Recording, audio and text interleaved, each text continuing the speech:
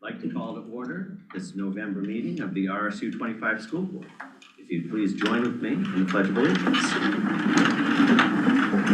I pledge allegiance to the flag of the United States of America and to the republic for which it stands, one nation, under God, indivisible, with liberty and justice for all.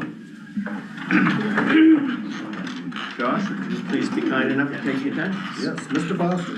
I am here. Mr. Burgess. Here. Mrs. Foster. Here. Mr. Frazier. Here. Mr. Nealon. Here. Mr. Wendland. Here. Mrs. Aruda. Here. And Ms. Atherton Down. Hi. This is the time for public participation. If you are here and would like to publicly participate, you may do so by coming up to our not crystal podium. I didn't like that. Don't really know how to say if that's wood or if it's like some sort of sticker-based thing, but it is not crystal today. If you are at home and would like to publicly participate, you may email for public comment at publiccomment@rsu25.org, or you can phone in for public comment at 307-8099.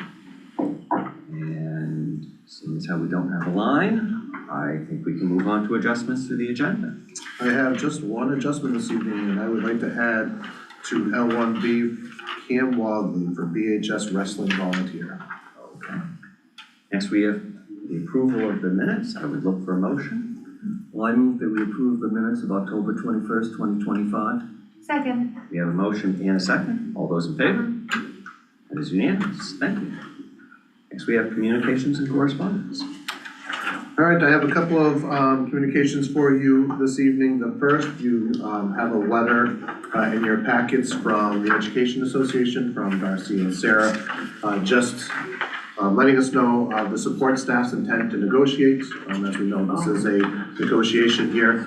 I know it looks confusing because it's coming from the Education Association. Our support staff are part of our Education Association, so those presidents write the letter to open up with the intent to negotiate, but we will be negotiating with a select group from the support staff folks. So again, that gives us the right to open up negotiations. We will be looking hopefully to have one meeting prior to Christmas break, to the holiday break, so that we can just kind of set ground rules and go through beginning wants and needs, and then we'll look to pick up negotiations after break.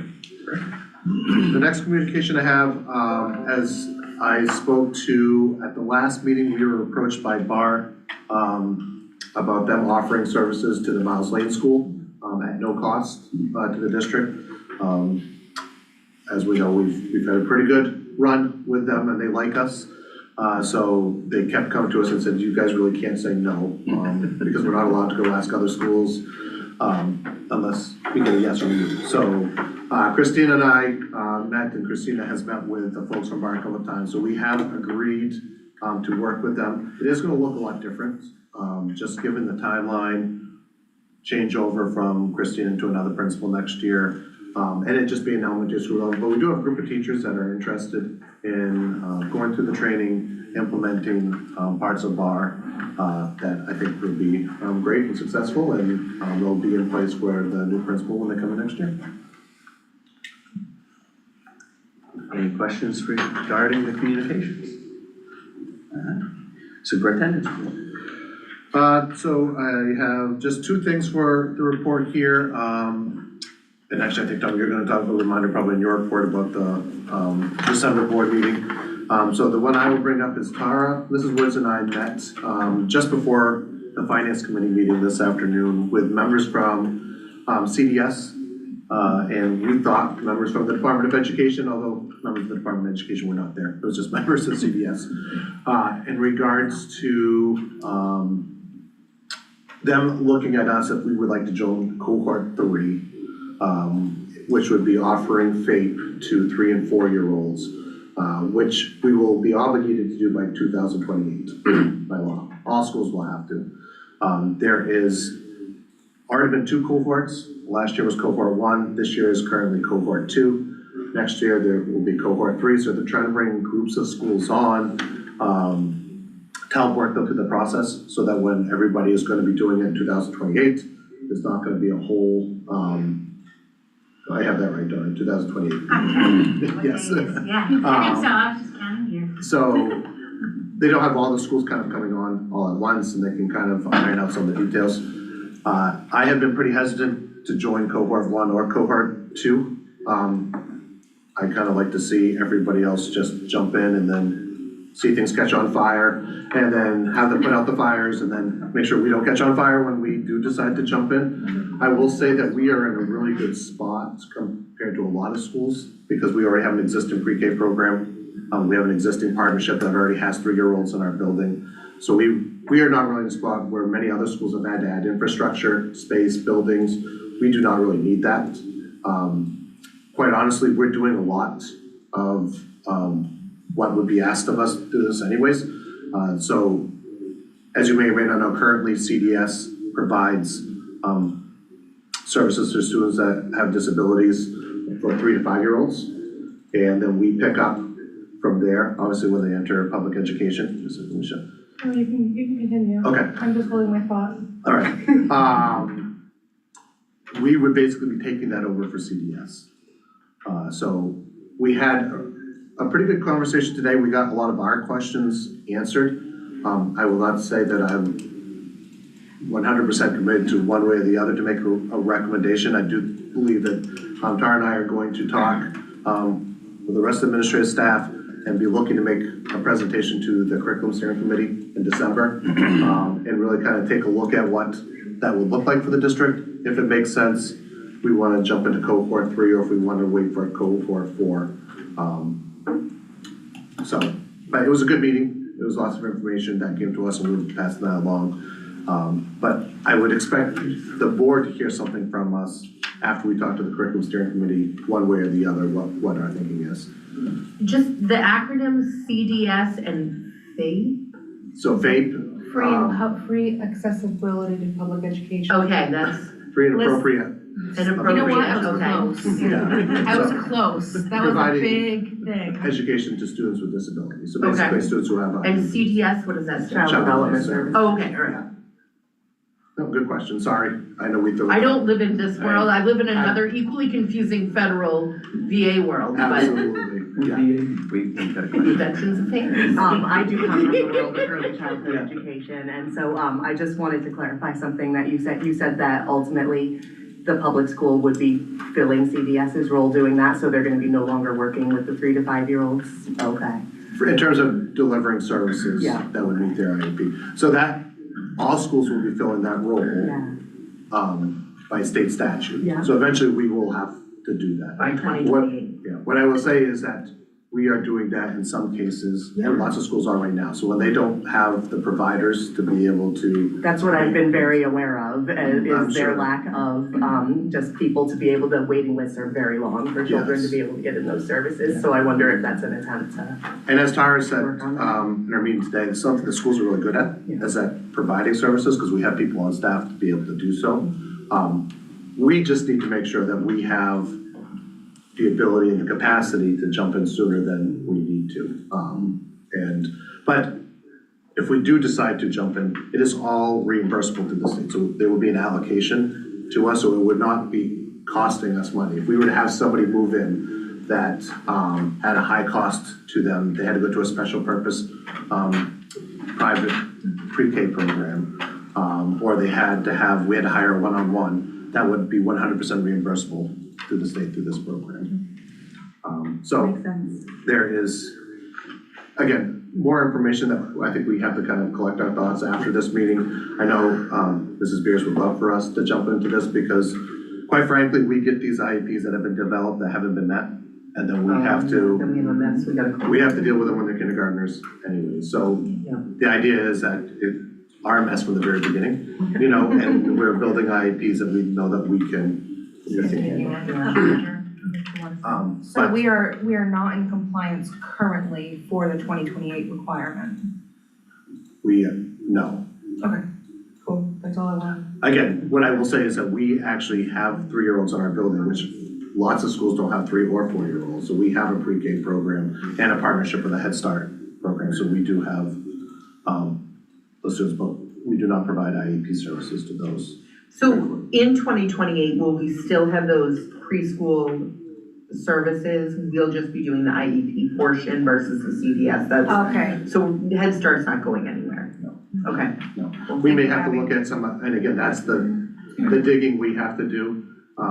We may have to look at our MOUs with our partners in terms of what they'll be responsible for, what we're gonna be responsible for. Sure. But nothing drastic.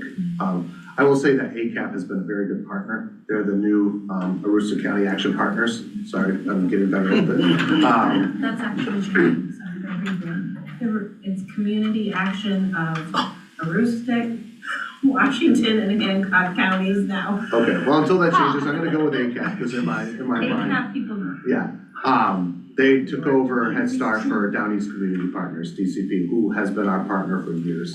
so are they working on the back end to try to work into compliance with all the school requirements? Not Except really. for IEP stuff?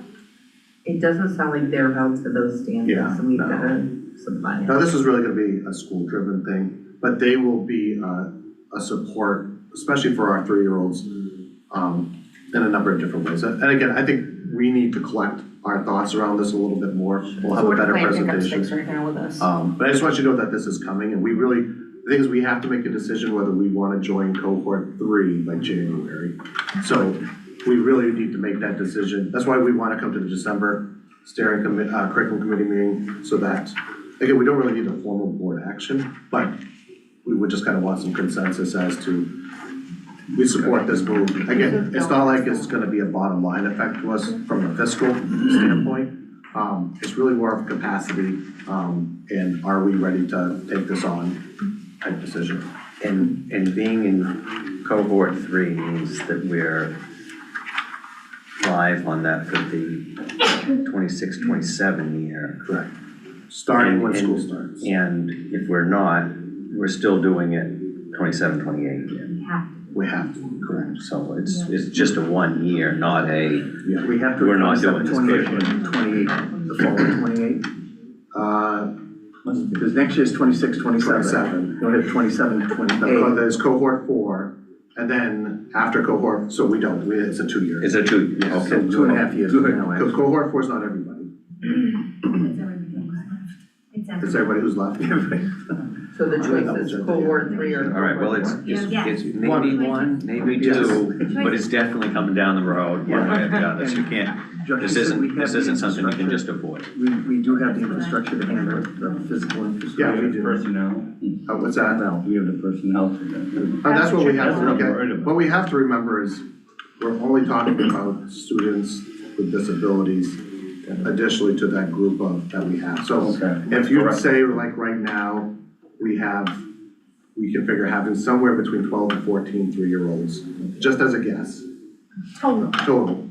That's not with students with disabilities, that's just a total 12 to 14 3-year-olds in our building, right? Out of those, there's a subset, right, maybe of 2 to 3. Year to year, you don't know, I can't, say exactly, but 2 to 3 that would have IEP services that we would be responsible. And then also 4-year-olds, which currently we are not doing, that we would be providing. So you could say that we might be adding anywhere from 5 to 8 students to Not huge. what we are currently doing for IEP services. That's not out of this world in terms of capacity, depending on what those IEP services are, right? Obviously, if they're really big, we would contract out.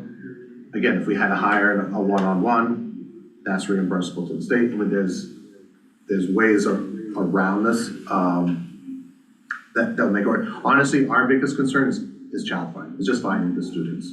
Because they may not be in our building, right? They may be at a local daycare, they might be at, I don't know, BACC, right? And we either need them to come to us, or we need to go to them. So, they might be at their home, right? So we might find out from the health center that there's a student that needs special education services, that's a 3-year-old, or a 2.9-year-old, that we would figure out have to be able to provide services to. So, there's a lot to it, but like Tom said, this is coming our way whether we like it or not. It's just a matter of when do we wanna tackle this, so. Are they gonna have to follow the same age, like, cut off and everything, like regular kids for kindergarten and stuff like that. Okay, just This really just accelerates when they receive services more than Right. anything. That's really the best way to think which about in it. some ways is good. I think it's, yeah, I think, seems and then they fantastic. can get used to the, not institutionalization, but. Right, not like our institution and So how we work. your plan is to present that to the curriculum committee? That's what we would like to do, is bring it to the curriculum committee in December. We'll have a more well-planned, we literally had this conversation at, finished at 3:30, 3:45 this afternoon. So we got a lot of kind of And work is on CDS a state-run thing right now? So in theory, they should throw us a little bit of whatever they were throwing at them when eventually. That's what this is. So all the money that they were allocating for CDS to either perform these interventions or not perform if they didn't have the capacity Yeah. is being directed to school systems. So is it an option for parents to do this? For 3-year-olds. For 3-year-olds. it is. Just an option, Yeah. okay. Yeah, they do not have to. And not to wear cohort. Tara, are you gonna be at the meeting, the curriculum meeting on the 4th? Curriculum steering committee. Yes. Yeah. I'll answer for her, she will be. Tara, would you like us to set up a bed in the back, take a nap? That's all right. Okay. Me too. Board chairs report. Hope that you've all had a good fall. This is a year for me of lasts. And my first last that I had come is the last college application that went out. And I'm so happy that I don't have to chase people or review these college applications anymore. But it is also the last beginning of cheer season. And so you know where I will be. I will be out at the basketball court, not knowing what I'm watching, but watching my daughter cheer. So I hope that you're all having as much fun as I am, and that is my report. Committee reports, curriculum. All right, we met on November 6th. We reviewed the minutes and those were fine. We did not have any public comment, though we did open it up to public comment. So Jen started off the meeting with Aspire updates. She had a college and career exploration skills fair on November 13th. So I know that my son went to the wrong room and learned a lot about something he didn't intend to, but he was excited and interested, so that worked out for the better, I guess. But I don't know how it was, and I don't think, do you want to say a little something? Because I don't think you're on the agenda. I'm not on the agenda. I did notice that Aaron did mention it also in his report, but I did put a press release together that hopefully will be in this week's newspaper. And it'll be in the Aspire newsletter within the next week. But just a quick synopsis, we did have just over, 60 presenters, over 60 presenters doing 50 sessions. And it was colleges, there were a couple that were about career exploration and future-ready skills in general. And then there's military, there were lots of trades and just a wide range of presentations, and each student did 4 sessions. All right, thanks. And then Christina gave us an update on the 2025 spring science data, which really isn't used for anything, I learned. But it's right on target with like where the state is in general. And then we had a strategic planning update, which I know is on the agenda for tonight, so I won't really go into that, but we have our next meeting December 4th. Apparently we're gonna talk about what we just talked about for the services, and we'll talk about Aspire again and curriculum review cycle plan. There's a band concert that night. I don't know what time because my son's a high school kid. 7 o'clock. 7 o'clock, so I'll go to the beginning of it, and we'll discuss that. She wanted to maybe start a little early. Maybe we could discuss times where we could move that earlier. Like I could get there for probably 5:30, but you guys could start it if I wasn't there. The awkward start from Alicia, sure.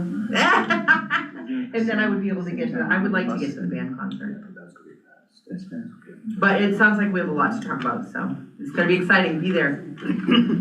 And I have questions for I would just add on that aspiration day, I had a chance to come up, just haven't been part of lots of it, it's a great day, it's just an outpouring from community support to see here, I mean, you have people in there looking at demonstrations from CMP to law enforcement, to trades, I mean, to engineering, it was just a really great day, and kids are engaged, to me, that's what's, they're not just sitting there with their heads down. Yeah, even Walter, who ended up in the wrong place, he was excited. What was the wrong thing? What did he learn? I don't even remember what he was supposed to do or what he saw, but I just remember him being very excited. But I would say that This was Aspire, about a week ago now. that Aspire committee, the College Career Access team, the Jen sits on, Katie Hunter has done a tremendous amount of work to organize that many people and to get every student at least one or two of their top choices of what career or aspiration they want to go to. And Aaron getting everybody organized, it was pretty seamless, and all the presenters that I talked to had a really great experience, so. Awesome. Finance Committee met right before this meeting. We discussed the budget to actual. We're at about 42% target, and we're in a better spot than that currently. And we also discussed the food service. And Katie is now breaking out our repairs so that we can track those separately. We've got $7,321 for repairs just this year alone. So, any questions on finance? All right, we've got policy. Policy committee, we did meet, discussed two new policies we'll be bringing forward tonight in front of the board. Mr. Tripp wrote a nice overview of those in his report, so I won't go into that at this moment. And also a number of policies that were reviewed with no changes coming forward, just wanted to get those updated. They were somewhere between probably 8, 12, or 13 years since they've been looked at before, but there's no substantive changes to those. Bringing those forward as well. Awesome. Any questions on policy? All right, facilities. Facilities, we met last Thursday. We started out briefly discussing the current process of purchasing the new plow truck. Dave's working with the dealership and moving forward and finalizing the purchase. Then we were updated on the final plan of removing the fuel tank from Miles Lane School grounds. The DEP wants it done as soon as possible, and the plan is to have Clean Harbors come in, clean the tank, Ward Wells will haul it off. It's gonna be done on Tuesday, the 25th, as of last week's meeting, so still on that? Yeah. Okay. And then we also talked about the science wing window replacement being that week too, it'll be next week. We briefly discussed next year's budget projects, such as the infrastructure plan offered by the BIMS, the Miles Lane window replacements. It was mentioned how there's a need to replace the security camera system in front of the door at the central office. Dave talked about his concern there. And we also discussed the Clare Auditorium improvements of lighting and sound systems. There was a good discussion on reallocating funds set aside to buy the new utility trailer at $12,000 that would haul mowers where needed around town. Dave currently said the town is helping us out on that. He would rather see part of that money go towards buying a new aerator and seeder instead. And the seeder would cost around $4,000, but having the equipment would stop us from having to pay an outstanding contractor, an outside contractor from performing this service. So the next meeting, that's about it. The next meeting is on the December 4th, and that's all. It was a really good meeting. I'll tell you, I'm really impressed with Dave right now. He's doing a really good job. When is your meeting? The next one? December 4th. Is that 4 o'clock though? It's at 4. I heard So you. we're not gonna, I said it's only an hour, so. Yeah, and Aspire doesn't have their own meeting anymore. That used to be the thing if we moved it earlier, it was a problem. Any other questions for facilities? HCTC. Yes, we met last Thursday, and when I left the meeting, I thought, well, that was kind of a boring meeting, until I looked at my notes, went through, and I thought, well, there's quite a bit to report out on. It wasn't as boring as I thought. EMCC and Hudson University came to their campus and did the on-the-spot acceptances, and they had several students that received on-the-spot acceptances, many into the nursing program. Not having, usually a lot of times you get accepted to the college, but not into the nursing program yet, takes a while, and had many of them. He didn't give which program it was, but one student that day walked away with a $40,000 scholarship. Wow. Nice. So when people say, oh, when you go to HCTC, you're not qualified for college, and no, that's a bunch of bull. You are. So that was exciting. The Ellsworth Fire Department has hired Jeremy LeClaire to kind of go out and recruit students for firefighting 1. And they said he's a ball of fire. He's really a go-getter. I don't know the gentleman. He's a ball of fire. He's a ball of fire. That's why. Hey, that was. When I wrote that, I never even thought of that. I wish I'd taken credit for it. I think he was involved in the Bucks Talks. Is that what it's called? Here at the He school. substituted for us a lot. He's Has he? been on Boy Scouts. Yeah, they said he's, like I said, ball of fire. He's in a good place then. Right. In March every year, we have Skills USA, where it's a statewide skills competition. And Bill discussed, and I've been on the advisory council on family for several years now, he discussed the nomination process to pick students to do this. And I didn't realize how intense that is, because we want a good representation, someone that's not only smart in their work, but they're a good, positive person that's going to represent HCTC well. So that was kind of interesting. We also discussed the application that we have for a brand new HCTC building. That building is 50 years old, 1975. It's got issues, heating issues, many issues. Diesel doesn't even have room, they can't even get a truck in for diesel. So I mean, it's really outdated. And they have a spot for it, it'd be up by the high school, which actually, they said is a lot of pluses for transportation and everything. But not to be a pessimist, but I don't see us, it's gonna be a long time. Many of us older people will not be around when they finally get approved for it, because there's quite a list, it's statewide, and we do have a building. And on December 5th, we're having our yearly breakfast put on by the culinary group, and it's a fantastic breakfast, and principals and guidance counselors from the sending schools are invited, and Bill Tracy will do his pitch on HCTC, the good things that are going on. And I'd like to say, Keith, thank you. You listened to my report so well, because when you had candidates night, they asked you a question about the HCTC, and I went, yes, he got it. So you do listen to me. I do. Very interesting. So at least one here listens to me. I don't. I don't. Well, no, I don't know that. The whole time, but I'm paying attention. That's why I bait you. That's all I have. Any other questions for HCTC? All right, we have no old business. Under new business, we have no resignations or retirements. That's pretty impressive. And we have some nominations. Yes, so we have 4 nominations for our support staff. We have Deanna Eversole, special ed and tech. And for coaches and co-curricular, we have Christina Cloutier, BMS chess team coach, Katie Esslin, BMS girls B team basketball, and Cam Wadley, BHS wrestling volunteer. I would look for a motion. Well, I move that we accept the nominations as a block. Second. We have a motion and a second. All those in favor? And it's unanimous. Thank you. Next, we have first reading of policy. All right, so we have 2 policies. The first one is BEB, board member use of social media.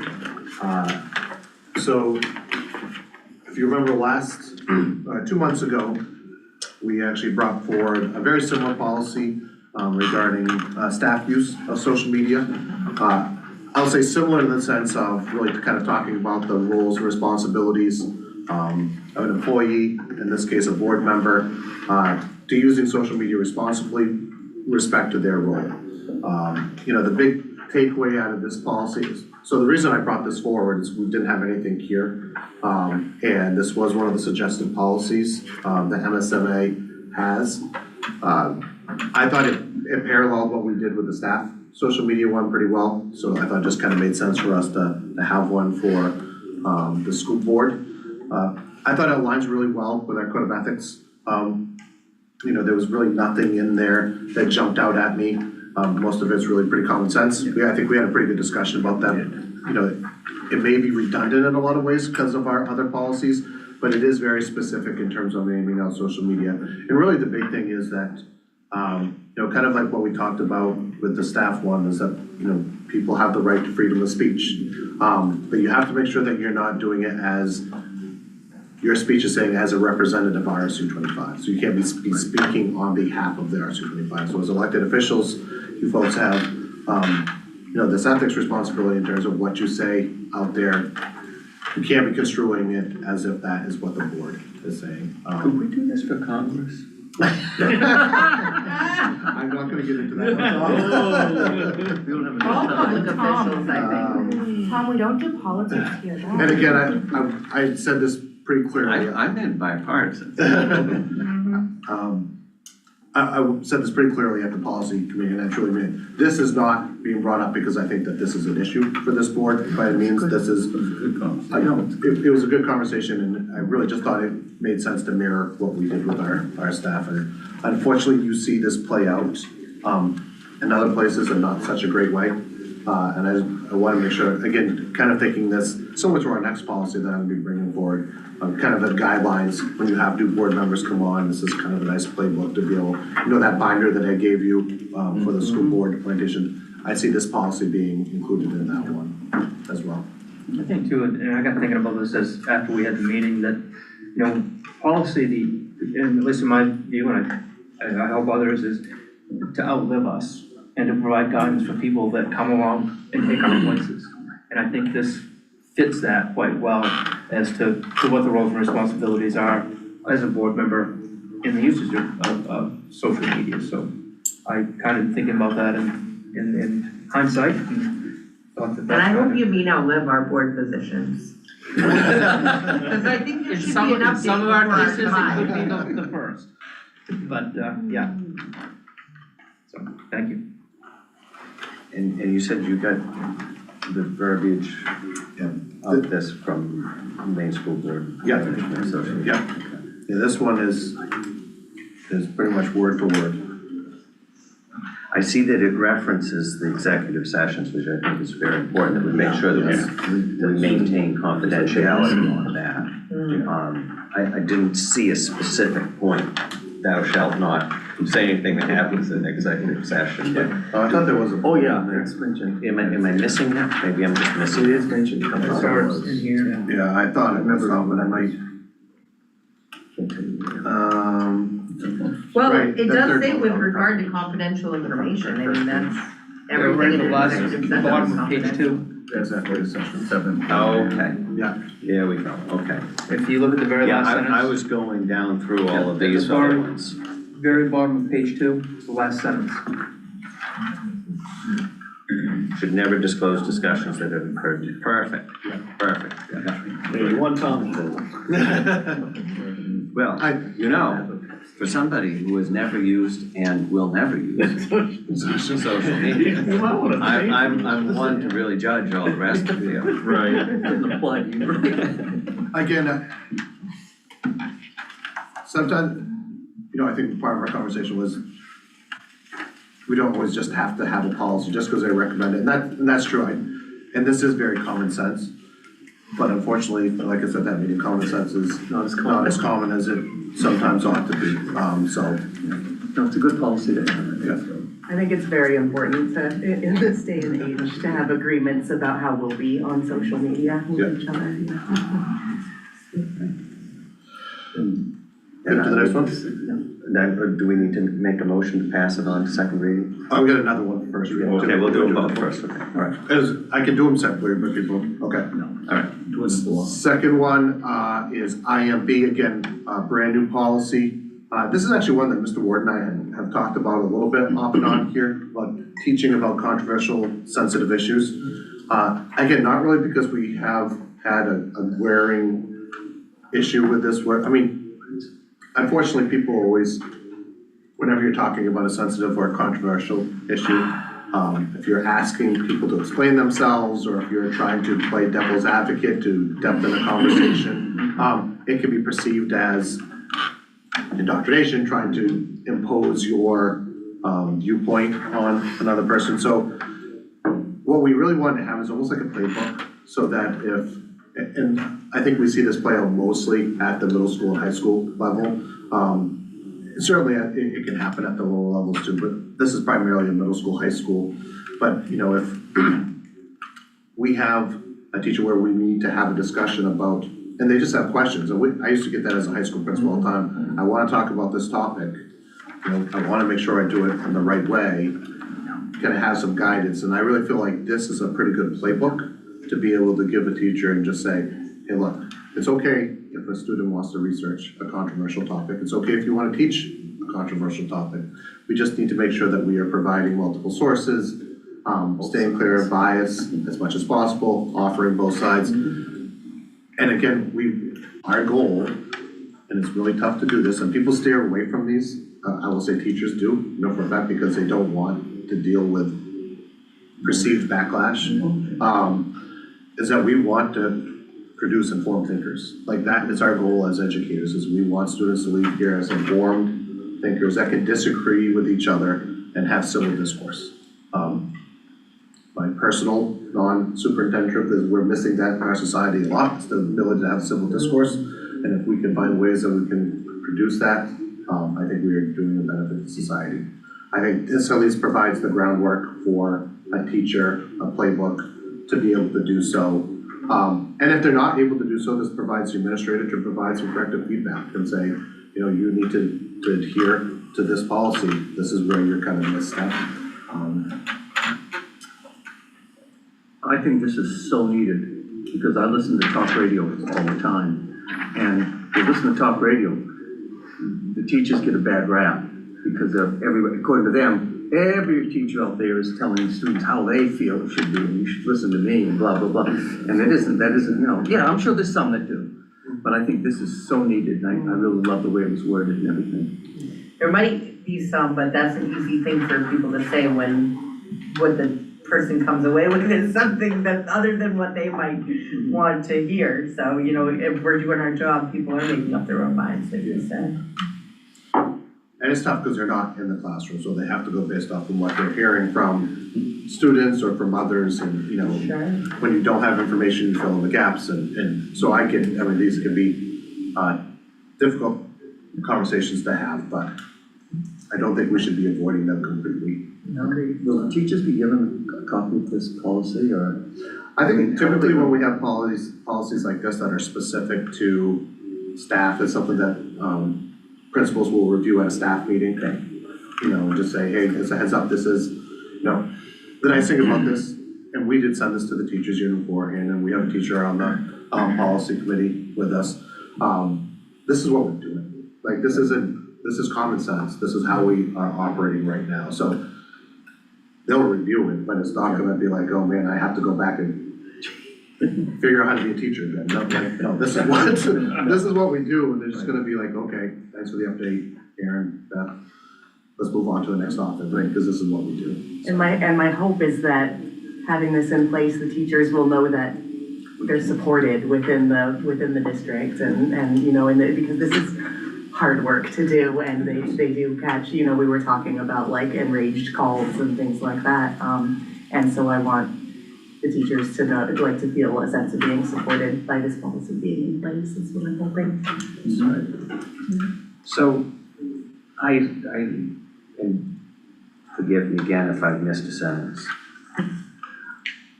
I see here that the student has the right to study any controversial issue that has whatever they have an opinion on. And on number 3, they have got the right to form and express an opinion without jeopardizing relations with the teacher or the school. And that's nice to say and everything, but it is really quite difficult if you have somebody who is in a perceived position of authority telling you this is the way that it is, and everyone else in the classroom is nodding along because they need to get the grade, and you know what they're saying is wrong, for you to be able to say otherwise. And I'm just concerned about that. Particularly if there's no discussion of what the other side is. And I'm just fearful that we're not giving enough support to a student in that case. Well, I think when you said, the teacher might say, this is the way it is, I don't think it can be worded that way. Well, I would hope that. So, you know, I'm hoping that's what this does. I'm hoping that it wouldn't happen worded that way. Because then it would be like, But the way I'm thinking. I just know from my own experience at this school system,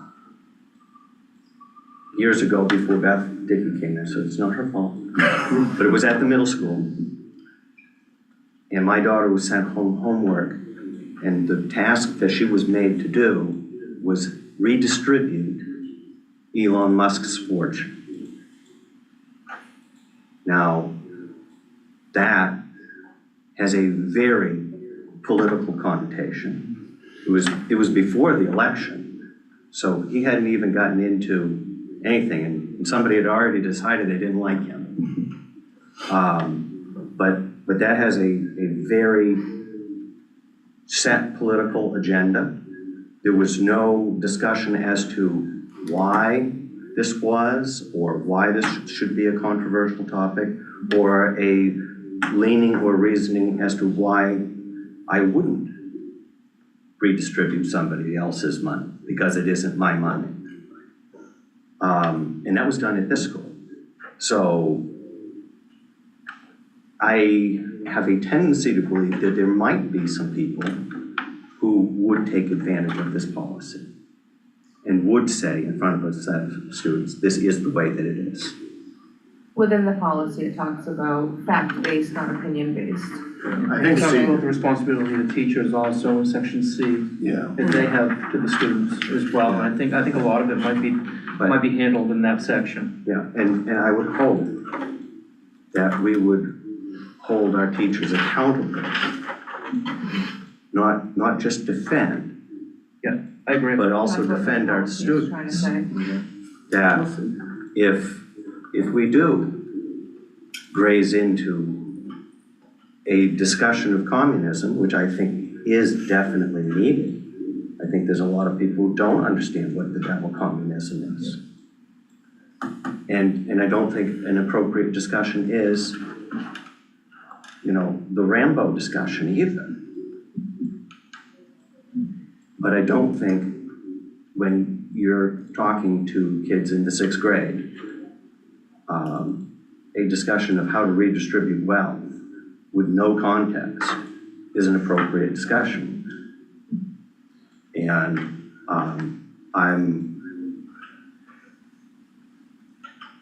I don't know if we're giving it enough nuance here. So that's my concern. I actually think, that this actually provides more structure to avoid that than what we have right now. Yeah. In particular, part C there.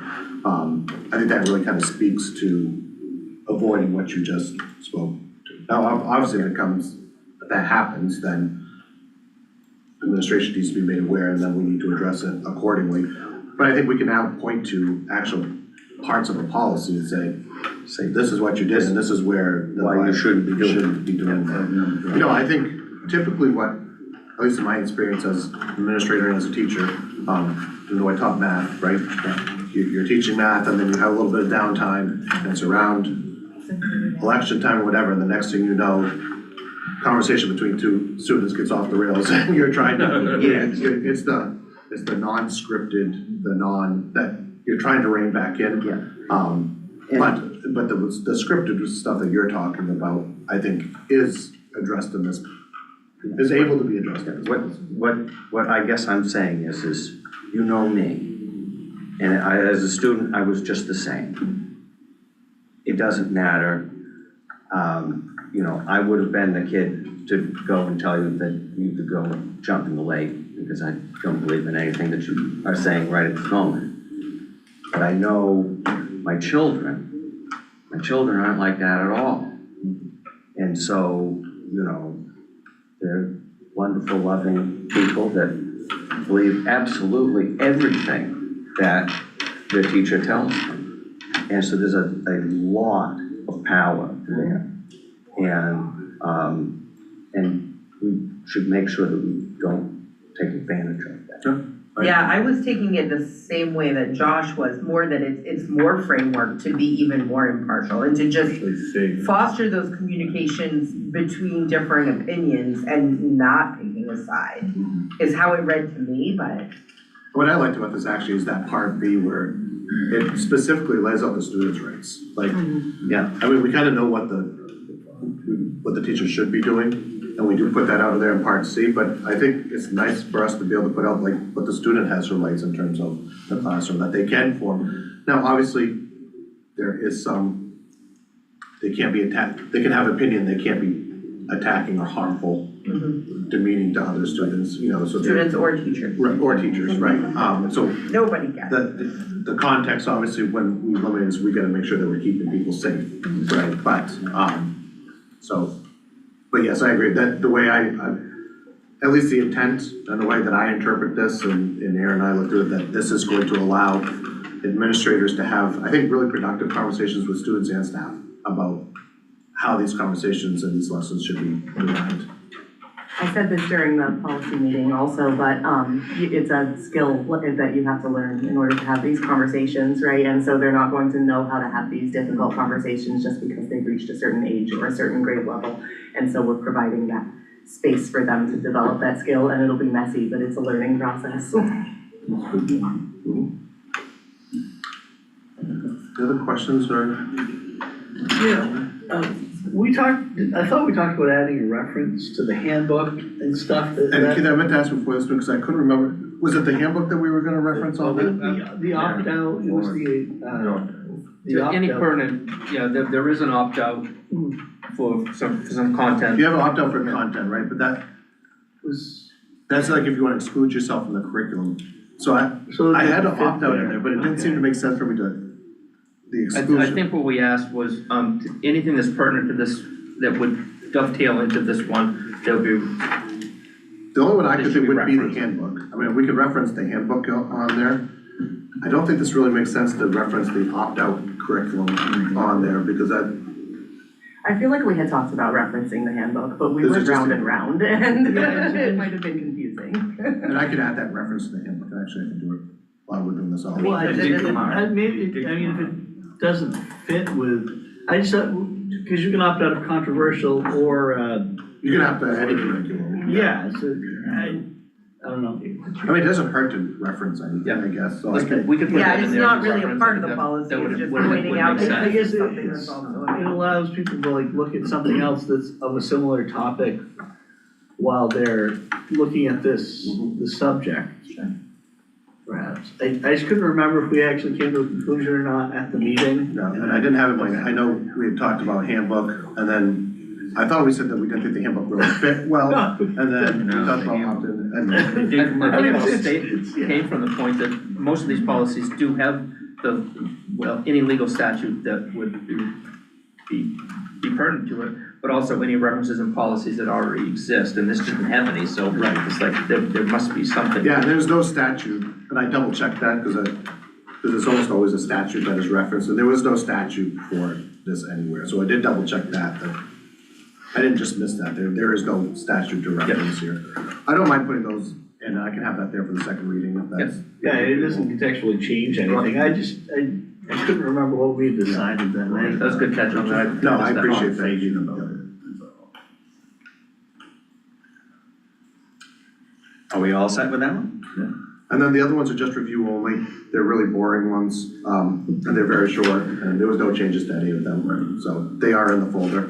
Okay, I would look for a motion to send the first reading of policies to second. Well, I move that we send first reading of policy BEB and IMB for second reading. Second. All those in favor? That was unanimous. And for second reading of policy, We have no changes, from the first reading. So you have the 4 policies there. And I would look to move those forward. Well, I move that we accept the second reading of the policies that are listed. Do I have a Second. Do you have a second? All those in favor? And opposed? One opposed. You know, it was the last time. I know, right? I'd like to ask if you want to do those separately. No, it's fine, they were gonna pass regardless, so Yeah. that's, I made my points clear last okay. month, so it's just. Next, we've got school board members report out on the MSMA Fall Conference. I'll go first. 4 that I remembered that it's been so long. The first one I went to was the policy primer, the basics of school policy, because I'm on the policy subcommittee, and it was given by, David told me she's been doing this. So it's Charlotte. I went to that conference my first year on the board, Yeah, 16 years ago or whatever it was. I felt so bad for her because the room next to us was so loud, and she didn't use a microphone, it was really distracting, but things settled down after a while, and when what I got out of that was her presentation was structured on process of policy making. And she talked about the ways policy should meet the state guidelines and support the RSU. And I could go on and on, but I was really impressed with her.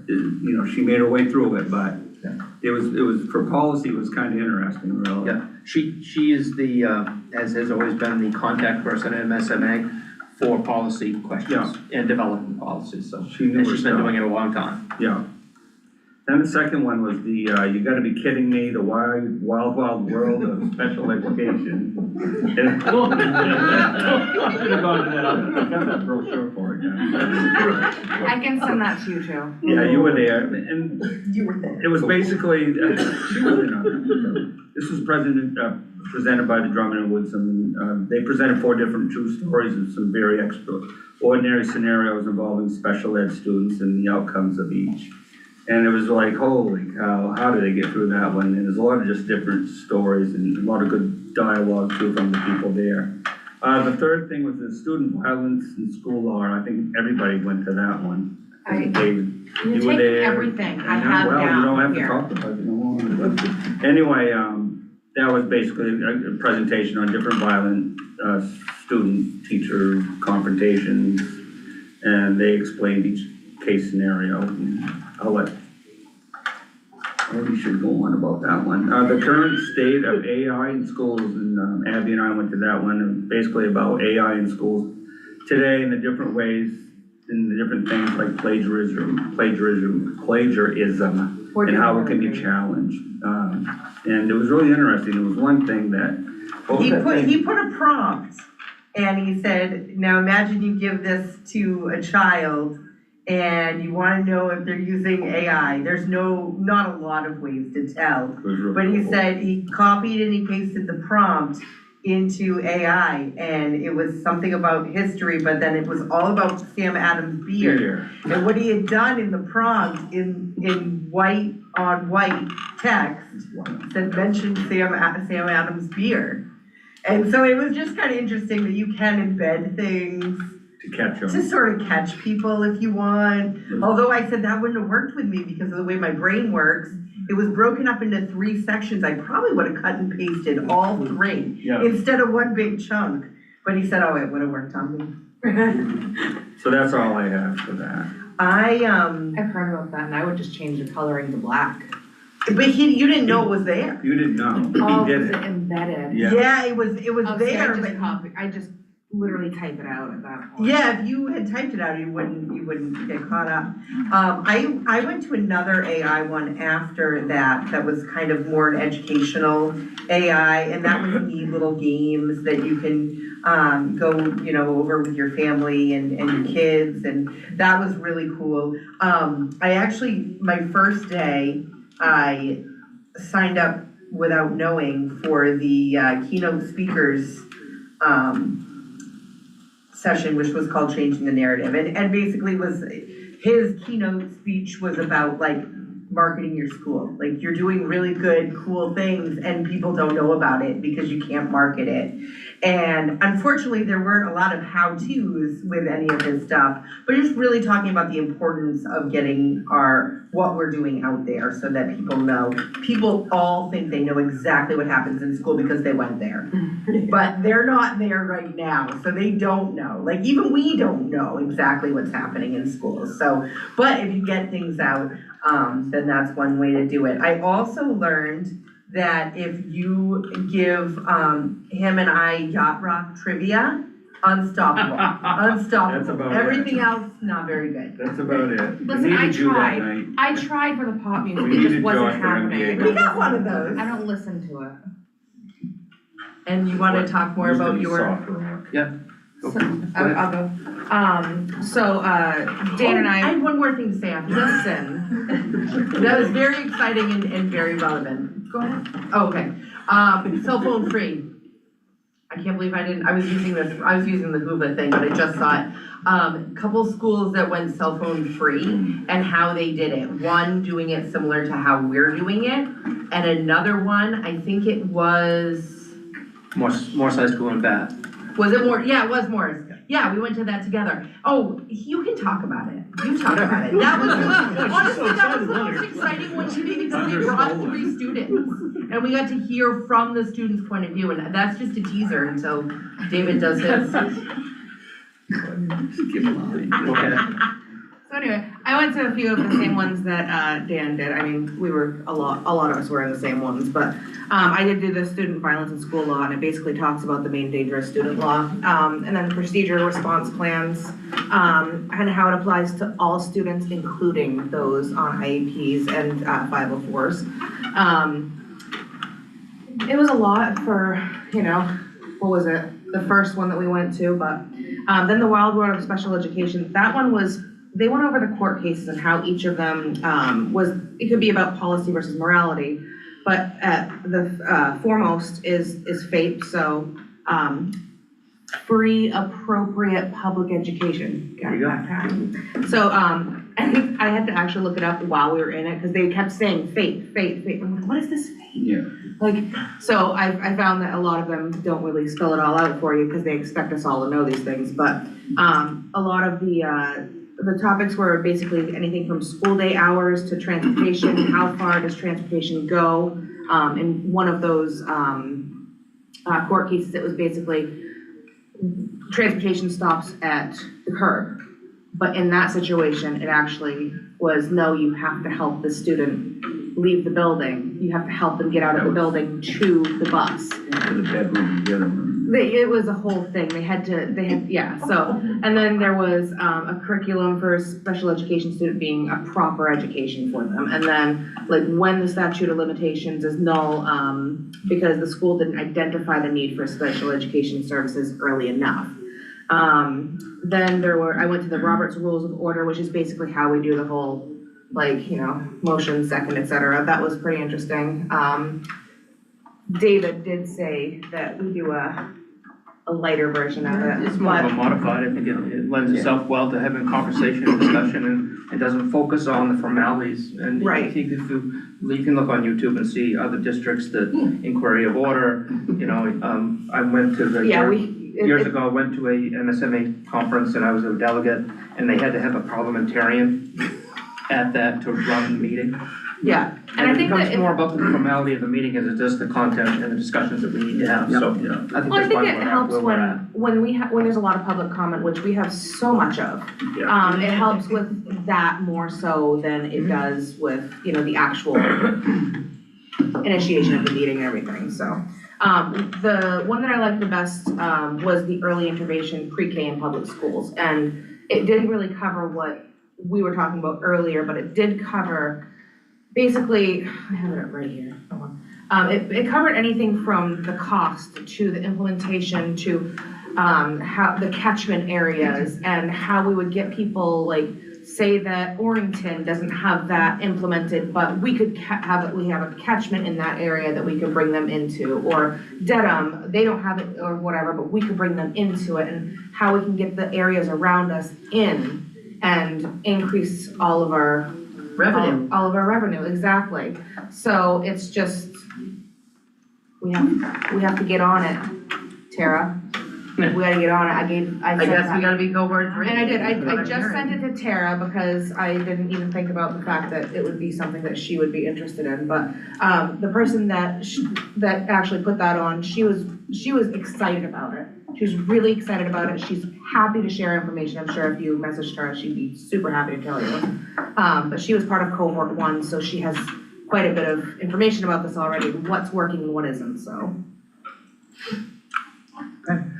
Yeah, I had a very positive conference. I think it was a lot better than last year's, in my estimation. The keynote speaker, Joe Sanfilippo, am I correct on that? Did a really high energy presentation, and basically, I think you touched on it about, telling the story of a district, and it's basically, if we don't tell it, who does?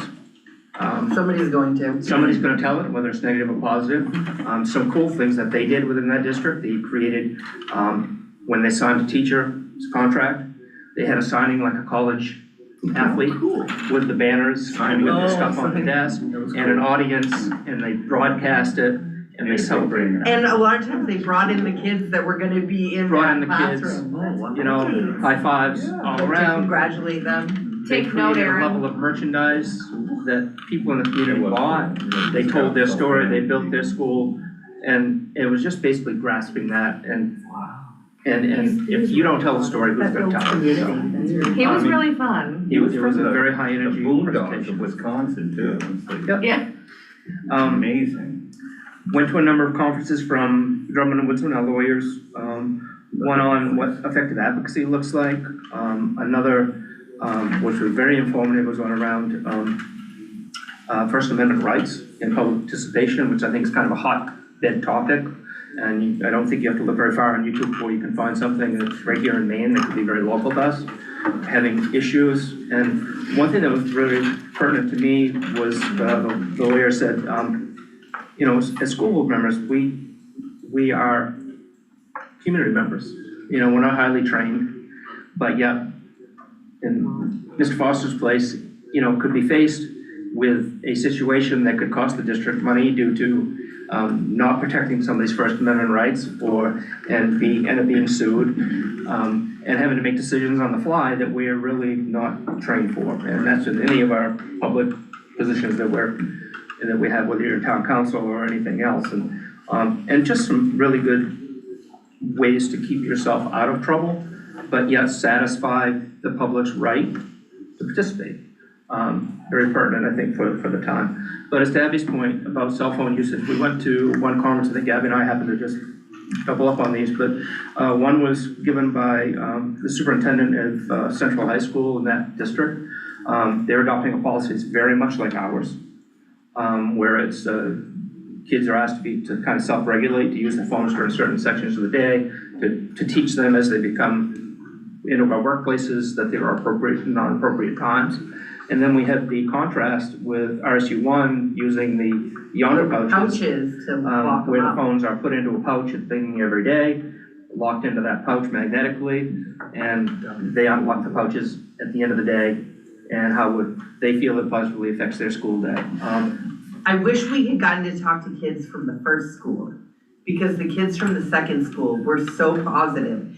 The ones that got it locked up? The ones that got it locked up, they're Huh. excited to go to school, they have friends, they have social lives now, Stop. because nobody has their phone at school.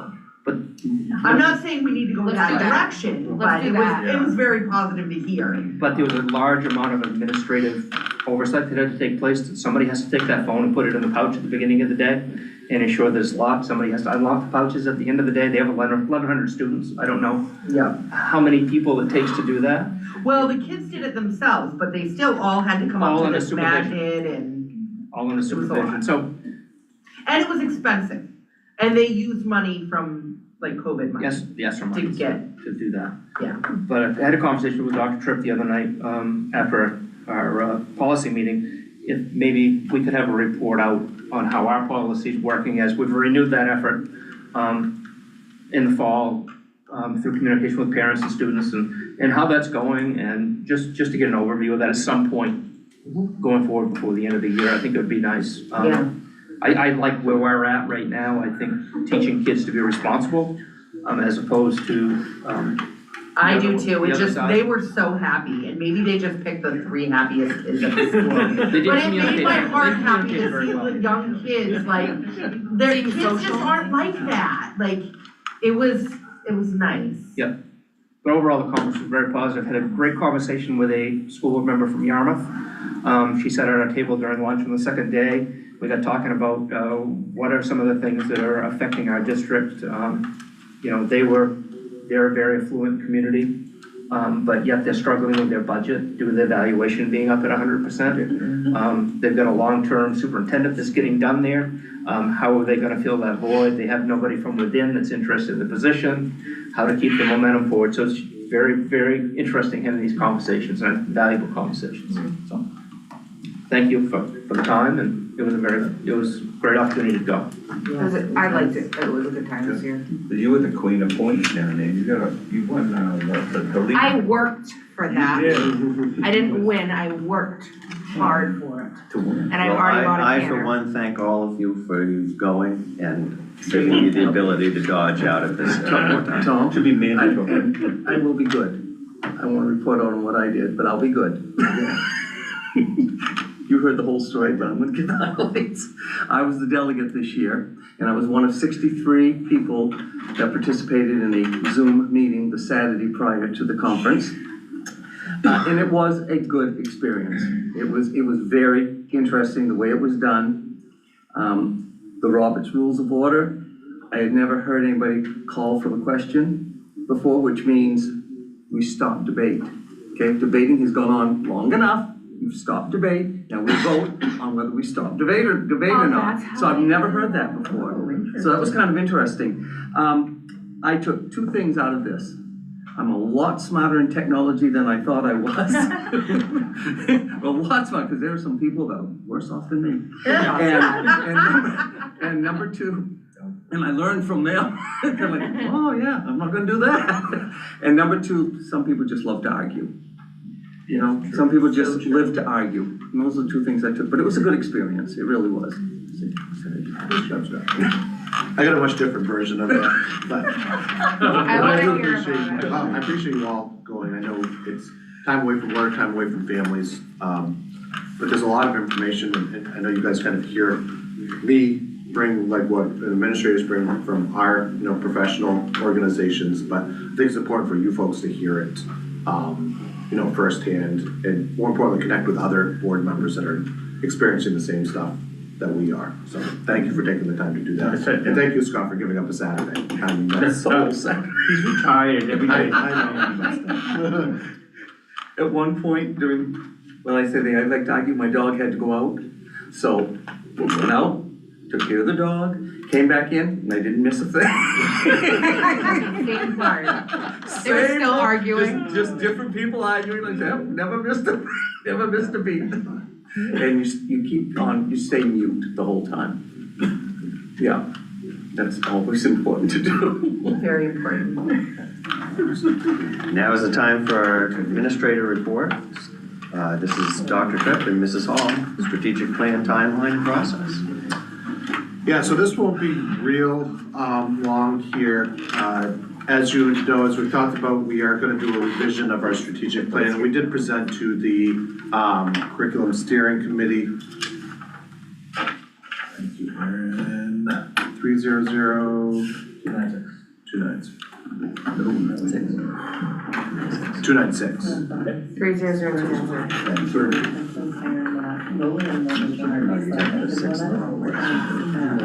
I'm not trying to look over. No, I'm glad you are. Yeah, we're good. So just wanna go real basically what this is. You may not be able to see all of it. This is in the drive, so it's okay if you can't read all of it here. But basically just kind of want to run through what the process is gonna look like, what the timeline is gonna look like. And I will say that, Christina has told me a role reversal here, that I've taken on a pretty ambitious timeline to get this done. And so our goal, I think we can achieve it, but again, remember, this process, we're not looking to rewrite the whole strategic plan. What we're looking to truly is just to revise it. So identify the parts that we don't think pertain to us anymore, need to be adjusted, and then find any parts of it that we want to add to it. So this is, and again, I know you're not really going to be able to see this, but it is in the drive here. Hopefully that'll be a little bit better. But again, if you just look at the time frame here, so currently right now we're looking at identifying members to be part of the strategic planning team. We've already identified board members to do that, so Tom and Alicia are going to be on that. When we presented to the curriculum steering committee, they identified some people have already reached out to me, so I have 2 or 3 members from the curriculum committee. I'll be reaching out to a few parents, and then also a few teachers. What we don't want to have happen is we don't want 50 people in the room because it's really tough to get anything done with 50 voices in the room. But we want to make sure that we have a cross section. So, and then obviously administrators, we've talked about this during A-team. What we really would like to do is have a lot of this work be done outside of additional meetings. We don't want to have a situation where we're having 25 meetings trying to generate this document. Really, what we want to do is have this team look at the plan, identify what areas we'd like to target, generate a survey to gather information on those areas, look at that data, and then revise the plan. You know, where this committee will actually be meeting will be looking at the original plan, looking at the survey data, and then looking at a finalized result where I will be doing a lot of the writing behind the scenes and just kind of bringing it back. And then eventually bring it back to an adoption from the board. So again, right now, November, December, we're really just review the current plan, set up the committee, and then hopefully have one meeting of that committee here to literally kind of go through that plan and then just talk about our process. So our goal is to have a meeting sometime in December. We're shooting around that second week of December. And then in January and February, we'll actually develop a survey that we will send out to all of our stakeholders, so staff, students, parents, we'll send it out to our communities. You know, whoever we identify businesses that we want to gather input from. And then later on that month in February, we will take a look, we'll send that out. We'll take a look at that data. And then in March, this is where, again, I will probably be doing a lot of the work. We'll write our new goals after we review that data, you know, identify anything that stuck out to us. I would look to bring that draft to the curriculum committee in early April. It's probably more like I have March on here, but it's probably gonna be early April by the time we get it there. With the goal of having this come to the board either at the April school board meeting or the May school board meeting for adoption. There is no pressure here. If this doesn't get adopted till June or even July, it's not that big of a deal.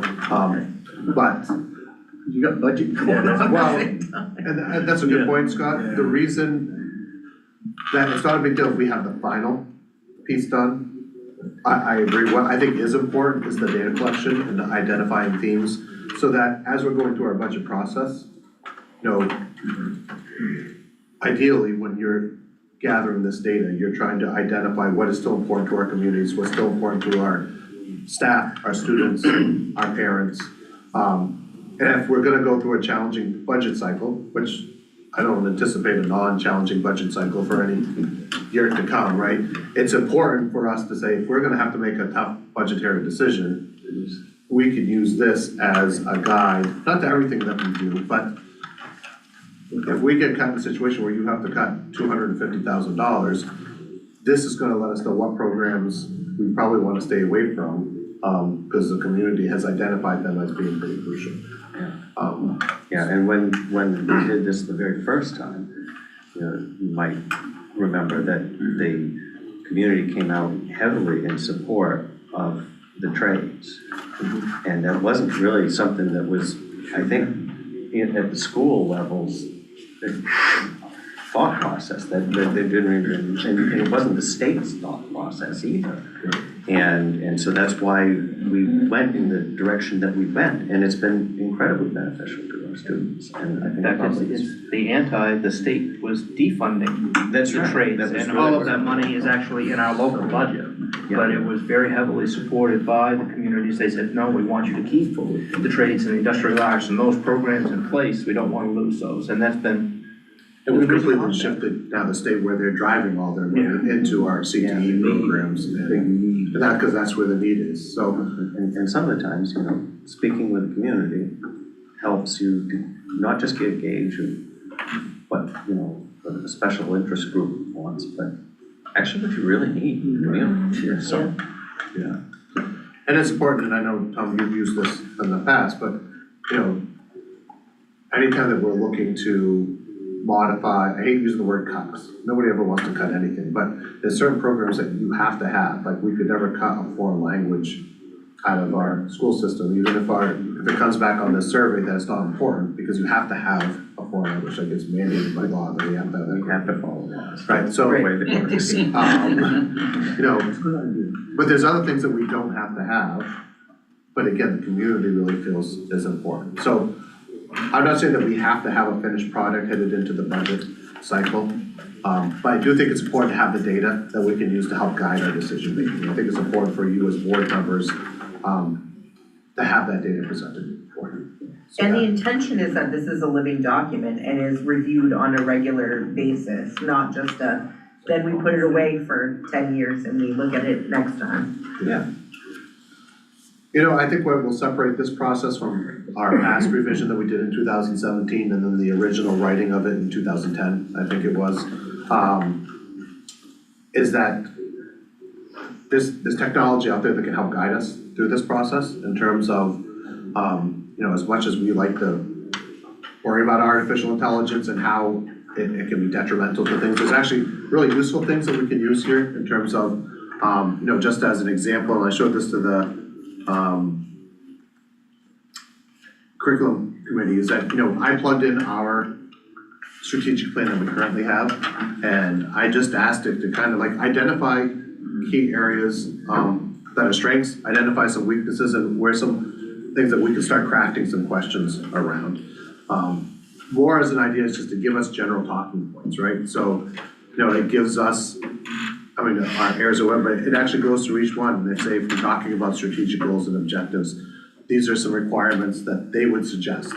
Does that mean that we have to have everything that they put in here? Absolutely not, but it gives us a starting point, and certainly helps with like building our agenda and our discussion topics. Again, this is all stuff that's in your packet. Again, typically, I would say, you know, the curriculum committee is going to kind of filter all of this, and, you know, Christina probably would be the one that would take the bigger lead on it. I have Christina doing a lot of stuff this year. What do you mean? So, I'm gonna take the lead on this piece. And again, our goal, I think, has been, from what I've heard from you folks, is that we don't want a full rewrite. We just want a revision and make sure that it's meeting the needs. An update. So, Christina, anything that I missed that come out of the curriculum committee or? No, I just think one of the things that we've been talking about, like at the 18 level since August, right, since we had our 18 plan for the year, is timing is right. I mean, it's overdue, but timing is right because we're also going through NEAS with the high school. So it just kind of, this all aligns together, and what we envision as, you know, eventually a graphic that could represent our strategic plan would be something that would show that path to that vision of a graduate, which is what we need for NEAS, which is what we would want anyway, right? What is our vision and our strategy of a graduate who leaves our doors, right, like our halls?